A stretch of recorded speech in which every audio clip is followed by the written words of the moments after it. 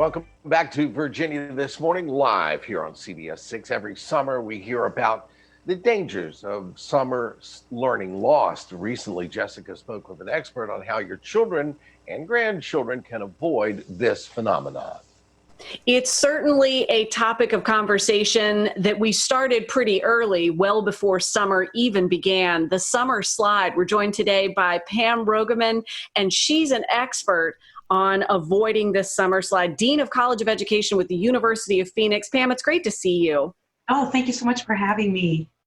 It's our pleasure. This is that really kind of nasty phrase, the summer slide, that we usually work on trying to avoid as it is throughout a typical year. Of course, we're in much different circumstances now.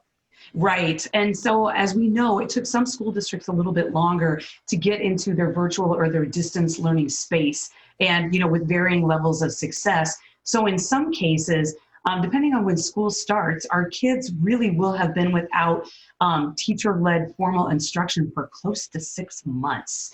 So that really gives summer slide kind of a new meaning, if you will. Some studies have shown that with the additional time, it will take some kids, depending on what kind of extra resources they had at home, it might take them a couple of years to catch up from that achievement loss that they experienced during this whole COVID time. Well, I was a little worried about that, so I want to try to be able to dig into some positives on how, from a parent's perspective, I have a rising second grader now, and I have a rising kindergartner. So is there an age range that is particularly impacted by this summer slide? And as parents or guardians or just concerned parts of our community, what can we do to help mitigate this summer slide? Exactly. I think what we learned during distance learning during the COVID time is that younger age group, like your own children, while they are digital natives and they are tech savvy, they're tech savvy in certain ways. They can play their tablets, they can play games on their game systems, but they can't necessarily navigate the kinds of tools that teachers are using for distance learning, such as a keyboard or Google Classroom. So that's where it becomes tricky. So my best advice for all ages, really, as parents, is that we make sure that we include some kind of learning every single day, and that we deliberately plan that. So for the littles, when they wake up today, and I know when my kids were that age, it was like, okay, we're going to do one fun thing today. And how are we going to put the learning back into that? So whether we're going to turn, some kind of cooking thing into a science experiment in the kitchen, whether we're going to use our quiet time all to read together. And that doesn't necessarily mean that we're reading aloud, reading the same book, but it's important for our kids to see us open up a book or get on our tablets and actually read, just to let them know that's just something that you do, because reading actually is the easiest and the biggest bang for our buck to kind of avoid that summer slide. Because, even when high school age kids are preparing for SATs and whatnot, they say, research shows that the best thing your kids can do for all around learning is continue to read. But in addition to that, there are so many free apps and games and things out there for our kids to hone in on specific content areas, such as math or science, or just whole different kinds of project-based learning activities that we can do. But, our kids will play. And it's best when they learn through their play, especially at the younger ages. So it's important that we have a little bit of direction in that play, especially if we are working ourselves from home and we can't constantly be watching them. You raise a great point, and I was thinking about that as you were talking.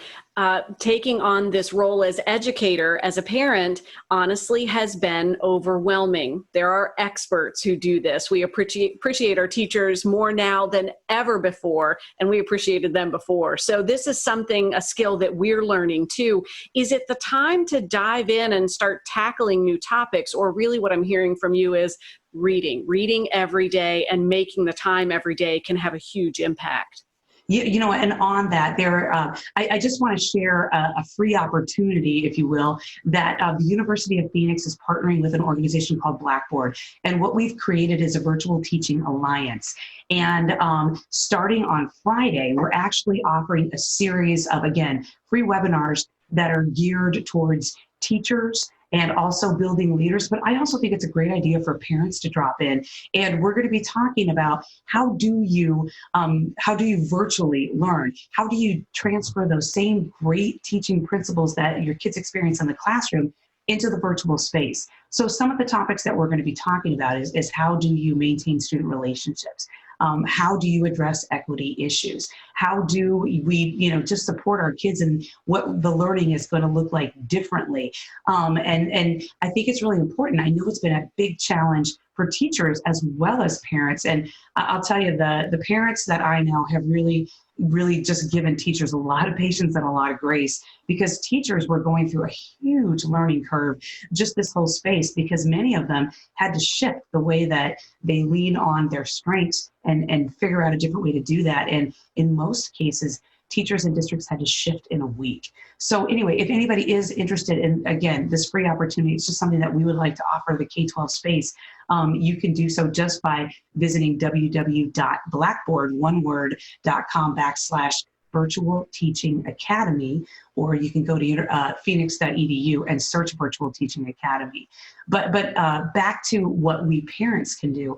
I think it's really important that we set up a plan. We don't know what schools will look like this fall. We've had, I know our school districts have reached out and said, we're going to go back to school. Back to school is going to look very differently, and we're going to offer a lot of different ways to go back to school. But I think it's important for us parents to have a plan for our kids. We were kind of faking it till we make it this last quarter of the school year. But now, if we know that our jobs are going to take up our day, maybe we take a look at a college student who is doing, distance learning and maybe hire them. Maybe partner with a neighbor parent and say, hey, I'll take the kids for this portion of the day. You take them for that portion of the day. And during that time, we're going to commit to make learning the focus and, kind of handle those opportunities so we can allow each other to work. Because that's what we want to do. Absolutely. Pam, you raised some great points. I love that there is a resource both for educators and you're encouraging parents to drop in to learn about how this virtual environment will work, because I do believe that school year is going to look a little differently this fall. Some great insights and helpful insights on avoiding the summer slide. Thank you so much. Oh, my pleasure.